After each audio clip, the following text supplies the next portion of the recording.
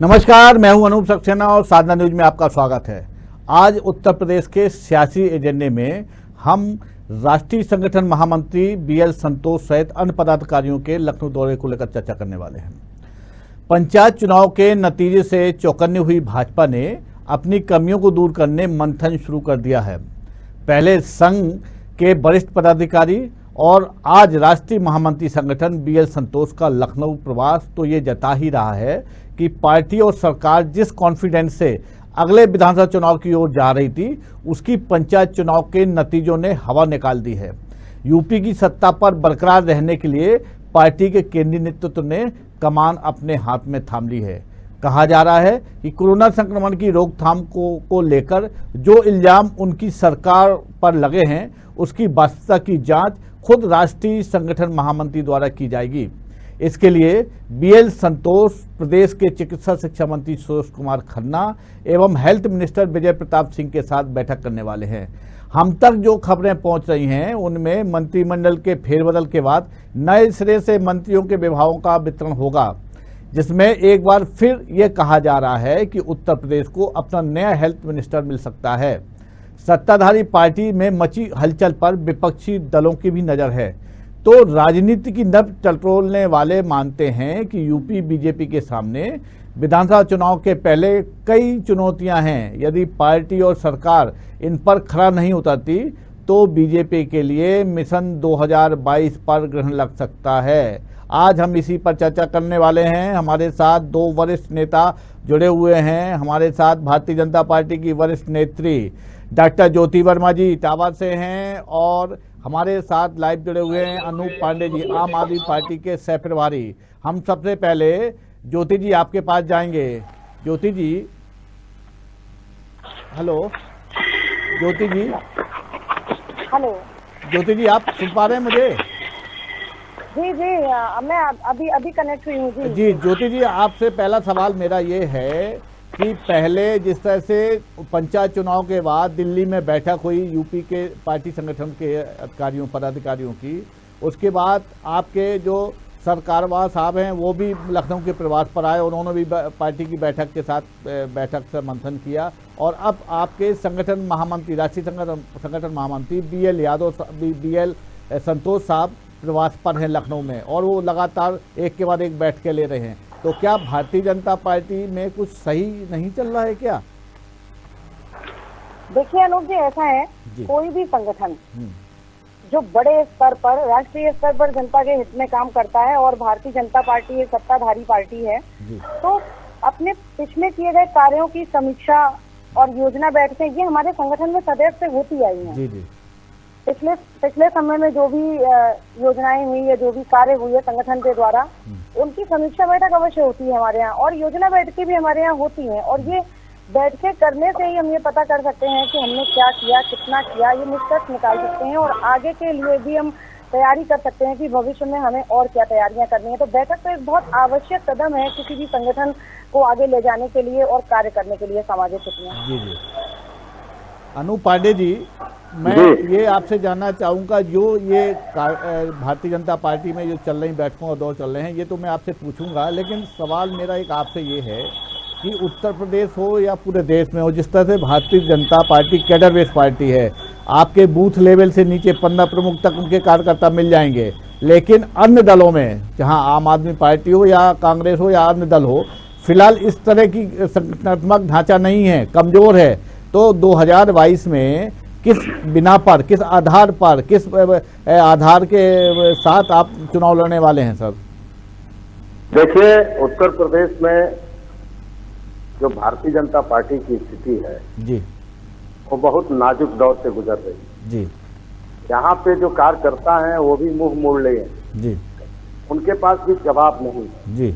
उत्तर प्रदेश में 4 सालों में जी जितनी यहाँ बलात्कार की घटनाएं हुई, अभी कल परसों अलीगढ़ में लोग शराब से मर गए 71 लोग जी, और विगत 1 साल पहले, 2 साल पहले, 3 साल पहले, 4 साल पहले जाएंगे जी, तो कोई ऐसा उत्तर प्रदेश का जनपद नहीं होगा जो जहरीली शराब से वहाँ के 10, 20, 50 लोग ना मरे। जी जी। और ये जो चिकित्सा की जो व्यवस्था उत्तर प्रदेश में है जी, कोरोना काल ने बता दिया हाँ कि यहाँ किसी भी प्रकार की कोई व्यवस्था नहीं है। जी, ये 4 साल ये लोग केवल 4 साल जी, जो इनका बीता है केवल भाषण में बीता है। जी, श्री राम मंदिर बनाने के लिए चंदा में समय गया है। जी। इनके वर्कर गांव-गांव चंदा बटोरते थे, हॉस्पिटल से इनको कोई लेना देना नहीं है। जी, जी, इनको आम जनता से कोई लेना देना नहीं है। जी, जी, सिर्फ आईटी सेल और इनका प्रचार तंत्र इनके साथ में है। जी, इसीलिए जी, उत्तर प्रदेश में 2022 को लेकर के इनके अंदर खलबली और बेचैनी है। ठीक है। इसीलिए जो इनके बड़े नेता हैं, जी। क्योंकि उत्तर प्रदेश बहुत बड़ा प्रदेश है जी, जी, और यहीं से पूरे देश की राजनीति तय होती है। जी, तो उत्तर प्रदेश की वजह से जो देश के मोदी जी हैं, जी, प्रधानमंत्री, उनके ऊपर भी प्रभाव पड़ेगा। जी। इसके वजह से खलबली है। और मेरा मानना यह है कि हर हाल में जी, इनको लोग बदलना चाहते हैं, उनको देखना नहीं चाहते हैं। जी। क्योंकि पिछले दिनों देखेंगे लगातार कम से कम उत्तर प्रदेश में 500 ब्राह्मणों की हत्या हुई। जी, जब उत्तर प्रदेश में त्राही मच गया जी, तो लोगों को घरों से निकल के ब्राह्मणों को बोलना पड़ा। जी, अभी रुचि दुबे बंद है। रुचि दुबे, वो जो कानपुर वाला जो कांड हुआ था, रुचि दुबे बेचारी बहू है और वो भी अभी नई नई शादी हुई, अभी 2 महीने शादी के हुए। उसके पति का अब जो फंसा हो, जो भी हुआ हो, लेकिन उस लड़की का क्या कसूर है जो 2 दिन पहले शादी, 3 दिन पहले शादी, और वहां के एसएसपी ने भी माना कि इस लड़की का कोई कसूर नहीं है। जी, अभी आज तक वो जेल में बंद है। जी, जी, तो सवाल ये उठता है कि उत्तर प्रदेश में जिस तरीके की घटनाएं विगत 4 वर्षों में हुई हैं, वो पूर्ववर्ती सरकारों से भी बदतर और बहुत ही एक समाज को दूषित करने वाली घटनाएं हुई। तो उत्तर प्रदेश अब बेचैन है। उत्तर प्रदेश बदलाव की तरफ है, चाहे ये हंस-भोले जी को बुला लें, चाहे ये ऊपर से किसी को बुला लें, लेकिन उत्तर प्रदेश अब संभलने मान का नहीं है। यही इनको बेचैनी। सर, जो वोट दिलवाते हैं, एक ठीक है, सरकार की नीतियां होती हैं, पार्टी की नीति होती है, लेकिन वोट दिलवाने का काम कार्यकर्ता करता है और भारतीय जनता पार्टी का कैडर वेव जो कार्यकर्ता है, जो नीचे लेवल पर जमा हुआ है, काम कर रहा है लगातार। अन्य दलों में ऐसी स्थिति नहीं है सर। आप वोट कैसे कन्वर्ट करा पाओगे? ठीक है, आपने घेर लिया सरकार को, सारी चीजें, लेकिन गांव में जो आदमी है वो जो काम सक्रिय है कार्यकर्ता, वो उनकी बात ज्यादा मानते हैं ना सर। उनको श्री अनूप सक्सेना जी, उत्तर प्रदेश के गांव की तो स्थिति यह है कि मोदी जी के अनियंत्रित कोरोना नियंत्रण और अपने अकड़ और दबंगई के कारण जी, जी, जो इन्होंने पंचायत का चुनाव करा दिया, जी, जी, कोई ऐसा गांव नहीं है जहां 30, 35, 30, 25, 50 लोग मरे ना हो। जी, जी, वहां पीपल के पेड़ पे वो घंट बंधे हैं। गांव के लोग तो इतने गुस्से में हैं कि उनके अन्ना प्रमुख और पन्ना प्रमुख मुंह छिपाए घूम रहे हैं, क्योंकि जनता के लिए सरकार बनती है। मेरा तो ये मानना है कि भारतीय जनता पार्टी और संघ एक गिरोह बना करके देश में सत्ता में कब्जा करके एक धंधा करना चाहता है। जनता से इन लोगों का कोई लेना देना नहीं है, क्योंकि जनता से कोई लेना देना होता तो इस तरीके से ऑक्सीजन, वेंटिलेटर, बेड के अभाव में लोग तड़प करके सड़कों पर, हॉस्पिटल के बाहर, एम्बुलेंस में लोगों की जानें नहीं जाती। और तो और छोड़िए, पूरी दुनिया में वैक्सीनेशन करीब सबका हो गया, अब वहाँ बच्चों का हो रहा है। बच्चों का भविष्य खराब करने वाले ये भारतीय जनता पार्टी के लोग केवल चुनाव कराते हैं। उत्तर प्रदेश में पंचायत का चुनाव कराया गया, लेकिन वैक्सीनेशन नहीं कराया गया बच्चों का। लेकिन सर भाजपा का तो ये कहना है, अनूप पांडे जी, ये उठता है कि ये जनता के लिए बने ही नहीं। अनूप पांडे जी, भाजपा का ये कहना है कि ये तो हाई कोर्ट के जो गाइडलाइन थी, जो निर्देश थे, उसके अनुपालन में चुनाव कराए गए हैं। मैं आपको थोड़ा सा करेक्ट कर देता हूँ। यही भाजपा के जो छवि चमकाने वाले लोग उदाहरण देते हैं। जिला पंचायत का चुनाव, पंचायत का चुनाव, त्रिस्तरीय पंचायत का चुनाव, सहकारिता का चुनाव जो भी होता है, वो प्रदेश सरकार के कंसर्न, प्रदेश सरकार से अनुमति, प्रदेश सरकार से परस्पर विमर्श के द्वारा होता है। आपको याद होगा कि हाई कोर्ट ने इनको कहा था उसी समय जब बंगाल का भी चुनाव चल रहा था, एक चरण का चुनाव उत्तर प्रदेश में हो गया था, कोरोना तेजी से फैल रहा था। हाई कोर्ट ने कहा लॉकडाउन लगाइए, चुनाव रोकिए, ये सुप्रीम कोर्ट पहुंच गए। लॉकडाउन तब नहीं लगाए, धीरे धीरे करके लॉकडाउन लगा रहे हैं, लोगों को समझ में ना आए। लेकिन अगर ये चाहते चुनाव नहीं कराते तो उत्तर प्रदेश की हालत खराब नहीं होती और उत्तर प्रदेश के गंगा किनारे हजारों की संख्या में लाशें रेत में न दफन हुई होती और गंगा में तैर नहीं रही होती। चलिए, प्रदेश का भयावह डॉक्टर ज्योति वर्मा जी से जवाब ले लेते हैं।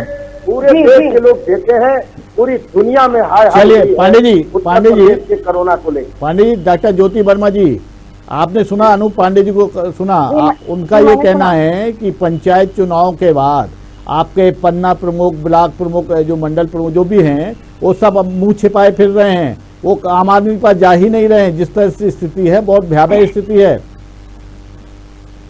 जी अनूप जी, मैंने माननीय को सुना और उनके प्रश्नों का मैं क्रमवार उत्तर देती हूँ। जी, पहला प्रश्न उन्होंने ये किया कि राम मंदिर के लिए जगह जगह चंदा वसूलने में हमारे कार्यकर्ता लगे रहे। जी जी, पहली बात तो ये सुनिश्चित कर लें, आप इनको ये बता दीजिए कि ये अपने उसमें करेक्शन कर लें, चंदा नहीं समर्पण राशि, जी दोनों में बड़ा फर्क होता है। जी, चंदा और समर्पण राशि। जी, लोगों ने अपने आराध्य के लिए, जो सैकड़ों वर्षों से मंदिर रखा पड़ा था, प्रभु राम को उनका घर नहीं मिल रहा था और धार्मिक आस्था का प्रतीक है ये मंदिर और भारत जो है हिंदू राष्ट्र है, तो इसके लिए लोगों ने अपने मन से, अपनी स्वेच्छा से जो समर्पण किया वो प्रभु के लिए किया, जिससे कि भगवान का मंदिर उनके जो अनुयायी हैं, उनके जो मानने वाले हैं, उनके जो भक्त हैं, उनके पैसे से बने, ना कि सरकार के पैसे से।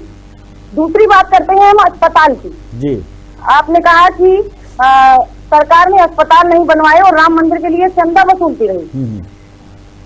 सरकार ने, बात मोदी सरकार की भी आई, योगी सरकार की भी आई, 15 एम्स बनवाए गए हैं, 100 से ज्यादा मेडिकल कॉलेज भी बनवाए गए हैं, 1000 से प्लांट बनाने का ऑर्डर भी है और चंद महीनों में भारतीय जनता पार्टी की सरकार ने स्वदेशी वैक्सीन दी है और हेल्थ बजट को 2.23 लाख करोड़ कर दिया है।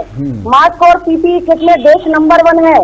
डॉक्टर और फ्रंट लाइन वर्कर्स की भी यहाँ जो है उनके लिए भी, स्वागत के लिए हम लोग हमेशा सदैव तैयार रहते हैं। उसके बाद बात आती है योगी जी के, जो है कि उनका कुशल कार्यकाल नहीं है, उनका प्रबंधन कुशल नहीं है। बता दूं, हाल ही में हाईकोर्ट ने प्रशंसा की है कोरोना जैसी महामारी की रोकथाम के लिए योगी जी द्वारा किए गए कुशल प्रबंधन की। संयुक्त राष्ट्र संघ ने भी सराहना की है उत्तर प्रदेश की। अगली बात कही कि भाजपा का कार्यकर्ता मुंह छुपाए घूम रहा है। जी जी, भाजपा का कोई कार्यकर्ता मुंह छुपाकर नहीं घूमता है कि भाजपा मात्र एक इकलौती ऐसी पार्टी है जिसका कार्यकर्ता प्रशिक्षित है, जो प्रशिक्षण वर्ग से होकर गुजरता है, उसके बाद जनता के बीच में कार्य करने के लिए जाता है। उसे मुंह छुपाने की आवश्यकता नहीं है, वो हवा में काम नहीं करता है, वो अपने प्रशिक्षण के आधार पर कार्य करता है और नियम धर्म के अनुसार से कार्य करता है। कहीं पर भी किसी भी कार्यकर्ता को हमारे मुंह छुपाने की आवश्यकता नहीं है। किसी पर ऐसा कोई भी आरोप नहीं है कि मुंह छुपाए। मुंह छुपाने का क्या विषय है? जी जी, ये तो चुनाव है, हार जीत लगी रहती है। उसके बाद आपने कहा कि बच्चों पर वैक्सीन नहीं लगी। अरे हमारे यहाँ पूरी तरह से वैक्सीन लग रही है। बच्चे बहुत छोटे, बहुत नाजुक, बहुत कोमल होते हैं, उन पर हम इस तरह का इतनी जल्दी से एक्सपेरिमेंट नहीं कर सकते। 18+ वैक्सीन लग रही है हमारे यहाँ भी। बच्चों का नंबर आएगा जब और विदेशों से हमें संस्तुति हो जाएगी, हमें लग जाएगा कि हाँ हम अपने बच्चों को वैक्सीन लगवाकर सुरक्षित रख सकते हैं। लेकिन मैडम, पूरे आपके सूबे के सभी जनपदों में 18+ को कहाँ वैक्सीन लग रही है? जो हमारे पास रिपोर्ट है, कई जगह तो वैक्सीन ही नहीं पहुंच रही है। मैडम, आप कह रहे हो कि वैक्सीन लग रही है 18+ में? सब जगह पहुंचेगी वैक्सीन। 23 जनपदों में लग रही है और बाकी जनपदों में आज प्रारंभ भी हो रही है। जी, चलिए अनूप पांडे जी, आम आदमी पार्टी अकेले दम पर उत्तर प्रदेश में चुनाव लड़ने वाली है या? अरे पहले इनके बात का जवाब दे दें। इतना बड़ा झूठ, जवाब इनका झूठ, इतना बड़ा झूठ। जी जी जी, मार्च में वैक्सीन का ऑर्डर दिया गया जी बनाने के लिए। इसके पहले वो कंपनी वैक्सीन बनाती रही और बाहर बेचती रही। 35,000 करोड़ बजट का प्राविधान जब इनका कोरोना आया था प्रथम चरण में तो दिया गया, 35,000 करोड़ का हुआ क्या? इनके प्रधानमंत्री केयर से वेंटिलेटर भेजे गए। मुंबई हाई कोर्ट ने कहा कि आप क्यों गलत काम कर रहे हैं। 130 वेंटिलेटर में 117 वेंटिलेटर पंचर खराब, और ये गुजराती कंपनी को दिए थे। हाई कोर्ट को टिप्पणी, परसों टिप्पणी किया।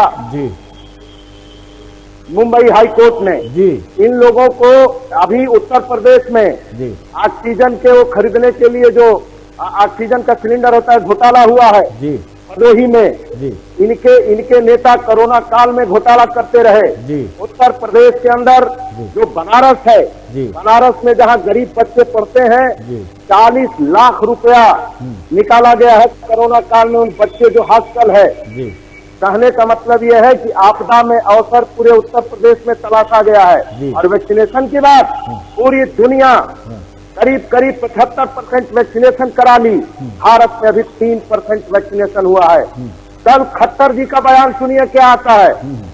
खट्टर जी का कल बयान आता है कि अरविंद केजरीवाल बहुत बड़ा नाटकबाज हैं, उन्होंने जल्दी वैक्सीनेशन करा दिया, मैंने तो धीरे धीरे कराया और अभी मेरे यहाँ बचा हुआ है।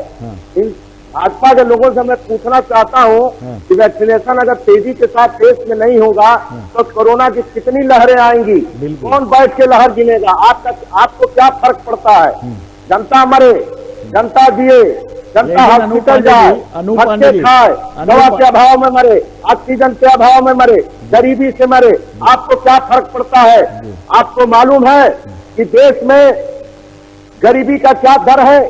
आपको मालूम है कि 35 करोड़ लोग गरीबी रेखा के नीचे आ गए? आपको मालूम है कि आज महंगाई चरम पे पहुंच गई है, 200 रुपए का तेल आदमी खा रहा है, 100 रुपए का डीजल और पेट्रोल ले रहा है, 1000 रुपया गैस पहुंच गया। ये समझा रही है ये भाजपा का कार्यकर्ता, राम मंदिर के लिए चंदा मांग रहा है। हम भी ब्राह्मण आदमी है, सुनिए एक नंबर से नौटंकी बात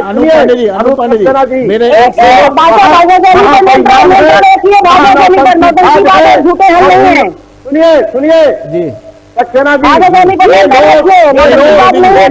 बेईमान है और महापद है। उत्तर प्रदेश में उत्तर प्रदेश में राणा राज चल रहा है। यहाँ पर देश के अंदर अगर कोई बात करता है पांडे जी बंद कर दिया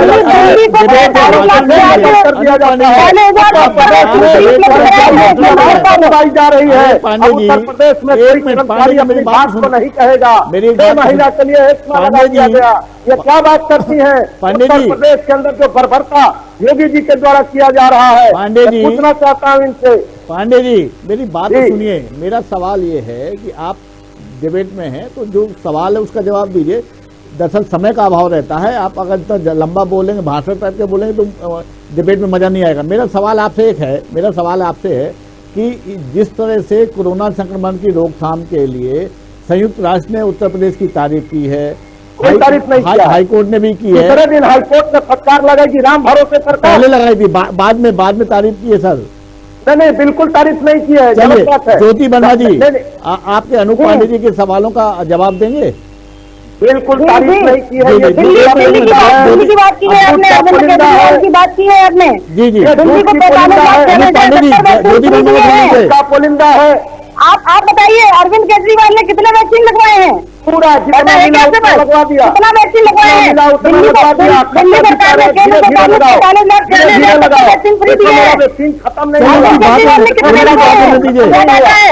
प्राइवेट हॉस्पिटल बड़े हैं या दिल्ली सरकार बड़ी है? प्राइवेट हॉस्पिटल वैक्सीनेशन कर रहे हैं, कंपनियों को आप देख रहे हैं। पांडे जी डॉक्टर ज्योति वर्मा की बात होने दीजिए पूरी। सर ज्योति वर्मा की बात पूरी करने दीजिए। क्या कर रही है सर?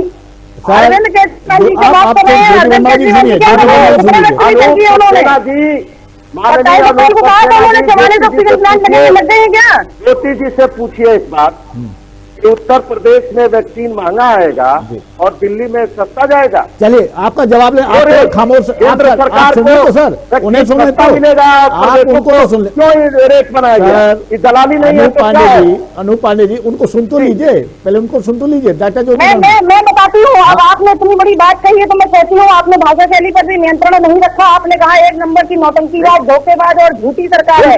मैं बताती हूँ, अब मैं इस बात का जवाब दूंगी लेकिन मैं मर्यादा में रहकर दूंगी। मर्यादा नहीं तोड़ूंगी, शब्दों की मर्यादा नहीं तोड़ूंगी। दरअसल बात यह है, ये भड़ास जो है वैक्सीन की नहीं है, ये भड़ास है कश्मीर की, भड़ास है राम मंदिर की, भड़ास है 370 की, भड़ास है खत्म करने की, बीजेपी की 303 सीटों की और भड़ास है देश के जाके स्वाभिमान की। आज आम आदमी पार्टी अगर इतनी अच्छी आपकी पार्टी है तो आप यूपी में कहाँ स्थान बना पाए हैं? बताइए। आपकी पार्टी में किस स्तर पर कार्य कर रही है आपकी पार्टी उत्तर प्रदेश में? कुछ कर रही है? समाज सेवा ही कर लेती कोविड के समय में, आपको पता है, समाज सेवा कर रही है। सुनिए सुनिए, नहीं मालूम है तो जान लीजिए, आम आदमी पार्टी लखनऊ में वेंटिलेटर बांटी है, लखनऊ में एम्बुलेंस की व्यवस्था किया गया है, आगरा में, आप लोगों ने जिन लाशों को दिखा दिया था, उन लाशों के लिए लकड़ी भी आम आदमी पार्टी ने जुटा करके प्रयागराज में दिया है। जिन लोगों के पास पैसा नहीं था, जो अपने परिजनों का दाह संस्कार नहीं कर रहे थे, उनको भी लकड़ी प्रदान किया गया। जिन लोगों के पास पैसा नहीं था, उनको आप लोगों के 60 साल से देश के शोषण के कारण लोग गरीब हो गए हैं, लोग बेरोजगार हो गए हैं, लोगों के पास। चलिए ज्योति वर्मा जी, मेरा एक सवाल आपसे है, जो ऑक्सीजन में दलाली हुई है, जो ऑक्सीजन में ब्लैक मार्केटिंग हुई है, उसके कारण लोगों में लोग जहाँ जहाँ ब्लैक मार्केटिंग हुई है, जहाँ जहाँ दलाली हुई, जिन लोगों ने किया है उनको पकड़ लिया गया है, उनको सजा भी मिली है। ज्योति वर्मा, आपके विधायक है, इमरान हुसैन, उनको नोटिस मिला था, विधायक है वो, उन्होंने एक्सीडेंट की कालाबाजारी की थी, हाईकोर्ट ने जवाब दिया, हाईकोर्ट ने बरी किया, ध्यान करिए, बरी किया। देश को खोखला मोदी और योगी सरकार ने नहीं किया है, देश को खोखला पिछले 10 वर्षों से जो शासन करते हैं ज्योति वर्मा जी, आपने ज्योति वर्मा जी, आपने अदानी और अंबानी को देश गिरवी कर दिया, आपने 17 कंपनी मुझे एक सवाल अभी 9,000 चुकाती चली जा रही है, करोड़ रुपया निर्भर बनाने का काम कर रही है। आप कहते हैं नौटंकी बात सरकार है, सारा देश को खोखला आप लोगों ने। अनूप जी, मुझे एक सवाल तो करने दीजिए। अनूप जी, ज्योति वर्मा जी, ज्योति वर्मा जी, डाक्टर ज्योति वर्मा जी, मेरा एक सवाल है, डाक्टर ज्योति वर्मा जी, ज्योति वर्मा जी, मेरा एक सवाल है, पंचायत चुनाव के पहले जिस तरह से भारतीय जनता पार्टी और प्रदेश सरकार फील गुड महसूस कर रही थी, पंचायत चुनाव के नतीजे आते ही उनकी बॉडी लैंग्वेज बदल गई है, वजह क्या है मैडम? ऐसा नहीं है कि पंचायत चुनाव आते ही बॉडी लैंग्वेज बदल गई है। पंचायत चुनाव के परिणामों के बाद बता रहा हूँ मैं आपसे। जी, पंचायत चुनाव गांव देहात का चुनाव है, इतना बड़ा चुनाव नहीं है। और दूसरी बात ये बिना सिंबल का चुनाव है। दूसरी बात ये चुनाव यहाँ पर भी निर्भर करता है कि लोग आपस में ये भी कर लेते हैं। प्रधान ने कहा कि तुम हमें वोट दिलाओ, हम तुम्हें वोट दिलाएं, और कुछ निर्दलीय उम्मीदवार भी हैं जो आज हमारे साथ हैं। तो ऐसा कुछ नहीं है कि भारतीय जनता पार्टी परेशान है पंचायत चुनाव को लेकर, ऐसा कुछ भी नहीं। आज चिंतन मंथन हर पार्टी करती है, तो हमारी भी पार्टी कर रही है, उसमें क्या गलत बात है? चलिए एक सवाल हम अनूप पांडे से पूछे, जवाब ले लीजिए इस पर। मैं जवाब लूंगा पहले, लेकिन एक सवाल भी आपसे सर, एक सवाल भी है सर, जवाब दे दीजिए, सवाल भी कर लो। 8 को जीते हैं, आम आदमी पार्टी ने 83 सीट जीता है, 300 ग्राम प्रधान और बीडीसी हम लोगों ने जीता है। सर एक सवाल भी तो कर लें सर, एक सवाल भी कर लो, जवाब दे देना आप। का चुनाव है सर, एक सवाल अनूप पांडे जी, एक मुझे सवाल भी तो करने दीजिए, फिर उसके दोनों आप जवाब भी दे दीजिए, अपना भी इसका जवाब। मेरा ये पूछना है, मैं ये जानना चाहता हूँ, मेरी ये जिज्ञासा है कि उत्तर प्रदेश में आम आदमी पार्टी अकेले दम पे चुनाव लड़ने वाली है या किसी की गठबंधन के साथ जाएगी? बिल्कुल हम अकेले चुनाव लड़ेंगे। आम आदमी पार्टी की उत्पत्ति हुई है जी, जो देश को खोखला करने वाले लोग हैं जी, जो गिरोह बना करके देश को लूट रहे हैं, जिसमें भाजपा है, कांग्रेस है, सारे लोगों ने देश को लूटा है 70 साल तक, फिर ये लूट रहे हैं, फिर पिछले साल भी लूट हुई। तो हम लोगों ने ये तय किया, आम जनता इकट्ठा होकर के इन लोगों से छुटकारा पाने के लिए आम आदमी पार्टी का जन्म हुआ। तो आपका अकेले क्या उत्तर प्रदेश में संगठनात्मक ढांचा आपका खड़ा हो गया सब, क्या पूरे सभी जनपदों में है? हाँ बिल्कुल हो गया है, हमारा पूरा संगठन तैयार है। हम पूरा लड़ने के लिए तैयार है। उत्तर प्रदेश के लोगों को हम निःशुल्क बिजली देंगे, बेहतर चिकित्सा देंगे, बेहतर शिक्षा देंगे, फ्री वाईफाई देंगे। चलिए हमारी डॉक्टर ज्योति वर्मा, आपके साथ अब आपके लिए आम आदमी पार्टी भी एक चुनौती खड़ी होने वाली है मैडम। अभी सपा और बसपा और कांग्रेस थी, राष्ट्रीय किसान लोक दल भी था, अब आम आदमी पार्टी भी चुनाव लड़ने वाली है मैडम। डॉक्टर ज्योति वर्मा, जब सत्य की लड़ाई हुई है तब तो वो अकेला ही रहा है। धर्म सदैव अकेला रहा है, उसके साथ कोई नहीं रहा, और फिर भी विजय उसी की हुई है। तो सत्य की लड़ाई लंबी जरूर हो सकती है, मगर हार वाली नहीं हो सकती है। जीत वाली ही होगी। और अभी से जनता ने दावा तो नहीं कर सकती, लेकिन हाँ एक वादा जरूर कर सकती हूँ कि उत्तर प्रदेश में फिर से भारतीय जनता पार्टी की सरकार बनेगी और पूरे बहुमत के साथ बनेगी और कोई भी दल आकर उसको रोक नहीं पाएगा। वो कितना भी चलिए बड़ा मैडम, वादा कर ले, एक कितना अंतिम भी बड़ा सवाल दावा आपसे कर कर ले। लूं, अंतिम सवाल ये कर दूं कि जो बैठकें हो रही हैं और जिस तरह से ये खबरें सामने आ रही हैं ज्योति वर्मा जी कि पार्टी में कुछ बदलाव की संकेत हैं, कुछ मंत्रिमंडल में चेंज हो रहा है, चुनाव काफी पास हो गए हैं, ऐसा कहीं ये जो बदलाव होने वाला कहीं पार्टी के लिए उल्टा ना पड़ जाए मैडम?